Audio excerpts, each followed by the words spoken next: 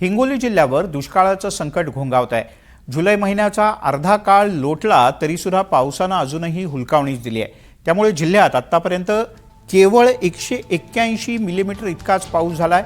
त्यामुळे हिंगोलीतील सिद्धेश्वर धरण आणि 22 सिंचन तलावांमध्ये मिळून पाणीसाठा फक्त 0 आहे।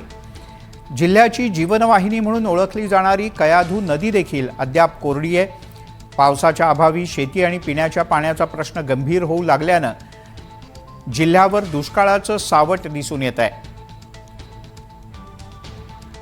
याचा आढावा घेतला आमचे प्रतिनिधी समाधान कांबळे यांनी। मराठवाड्यात यावर्षी दुष्काळाचं सावट घोंघावताना दिसून येत आहे। मराठवाड्याच्या हिंगोली जिल्ह्यामध्ये देखील अशीच काहीची परिस्थिती आहे। जुलै महिना अर्ध्यावर आला तरी सुद्धा हिंगोली जिल्ह्यामध्ये केवळ 181 मिलीमीटर पाऊस झालेला आहे आणि जिल्ह्यात पाऊस नसल्या कारणाने जे प्रमुख नद्या आहेत त्या नद्या कोरड्या आहेत। मी सध्या हिंगोलीच्या जीवनवाहिनी म्हणून ओळख असलेली कयाधू नदी पात्रावर आहे आणि बघताय जिथपर्यंत नजर जाईल तिथपर्यंत नदी कोरडी आहे। काही प्रमाणात या नदीमध्ये पाणी आहे, मात्र अल्प प्रमाणात पाऊस झाल्यामुळे नद्या कोरड्या पडलेल्या आहेत। तर जे धरण सिद्धेश्वर धरण आहे ते त्या धरणामध्ये सुद्धा केवळ 0% पाणीसाठा शिल्लक आहे।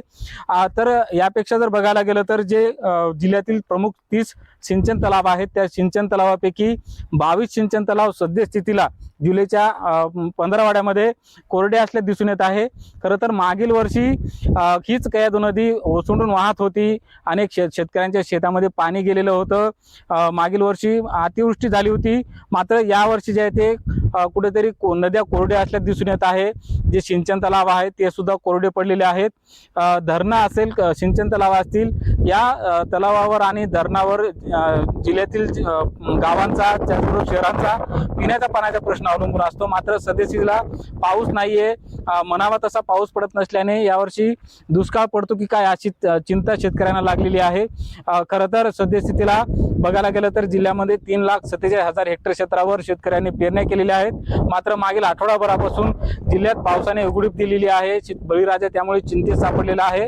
तर ज्या धरणं असतील, सिंचन तलाव असतील, त्याच्या पाणी पातळीमध्ये वाढ झाली नसल्याने आगामी काळात भीषण पाणीटंचाई निर्माण होण्याची शक्यता आहे। मागील वर्षी जिल्ह्यामध्ये ओला दुष्काळ झालेला होता, मात्र यावर्षी कोरड्या दुष्काळाचं सावट जे आहे ते घोंघावताना दिसून येत आहे। समाधान कांबळे, NDTV मराठी, हिंगोली।